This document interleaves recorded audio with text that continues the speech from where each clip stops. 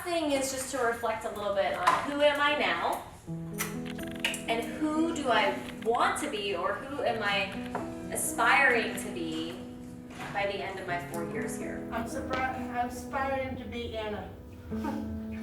I just came up with That's that. a hard task, but look, I'm also aspiring to be Anna, and it's not working.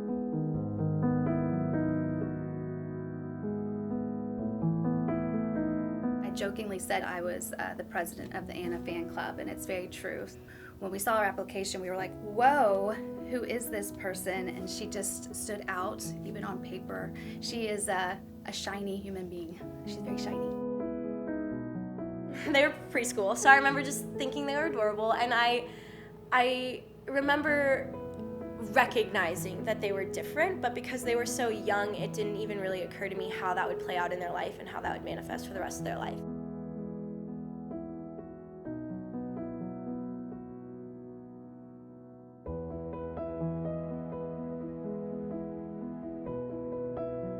So I do remember being really confused, like, well, why do they have to stay in this one classroom? Because they have a physical disability, or because they can't read as well as other students, when they love to play and they love Hannah Montana and they love all the other things that we loved in the 3rd grade, yet they just had this one label or this one definition that kept them from everyone else. I'll be honest, I never saw students with disabilities in our school before I took the initiative to go into their classroom and meet them on their level and meet them where they were. I didn't see students, and if I did, it was kind of like in passing in the hallways. You don't notice, and that doesn't represent the world. That doesn't reflect the population that we have in this country, like out in the real world, and I think it should.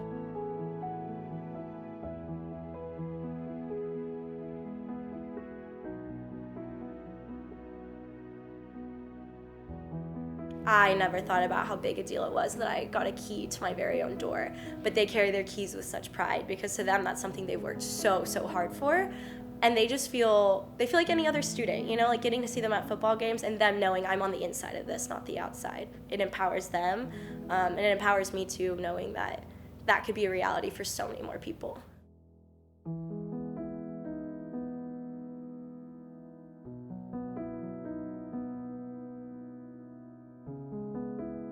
I think that what fuels a fire like that is seeing the difference you can make in someone's life. And so it's these, what some people would think is very small things that you're teaching the student are actually very life-changing for them. And I think Anna is one that sees that and sees the meaning that she is changing in their life. So what do you think about Anna? She's nice. She's nice. What does she help you do that you didn't think you could do? Don't give up. What does that mean to you? Only trying to be best. As an educator, you think about inclusion in the school systems and having students with disabilities included in general education and having access to general education. But then we also are taking it a step further and inclusion outside of the school system, inclusion in our communities, inclusion in our workforces, and making sure that everybody has a voice and everybody's included to the greatest extent possible. I think a lot of times people are apprehensive, like, well, how do I get involved, or like, how do I be their friend? And I'm like, invite them to lunch, sit with them at the dining hall. If you see them on the bus, ask if you can sit next to them, walk them to class. I was joking earlier when I said I aspire to be Anna, but that was not entirely a joke. She's so effortless in how she leads and how tireless, those qualities that I think are just evident of somebody who's fiercely passionate about helping others. I always get choked up when I talk about my family because they're special to me. But just being raised in a way of seeing others and loving people so well.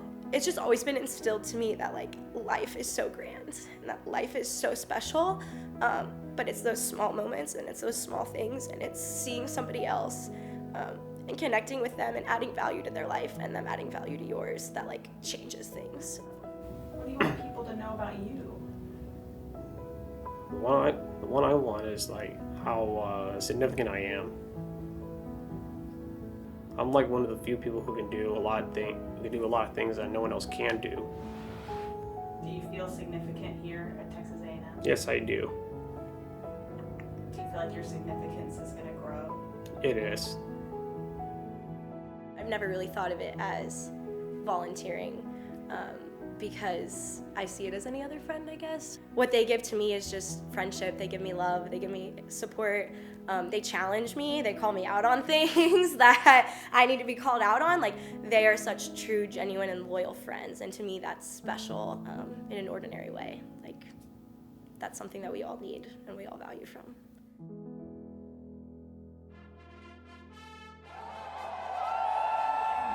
Have you been to a football game? Yes. You have? Hmm. What do you think about that? It's fun. Is it? Yeah. Do you know any of the cheers? We don't cheer. Oh yeah, don't cheer. We yell. You yell. Mm-hmm. Of course, I knew that. There's no cheering here.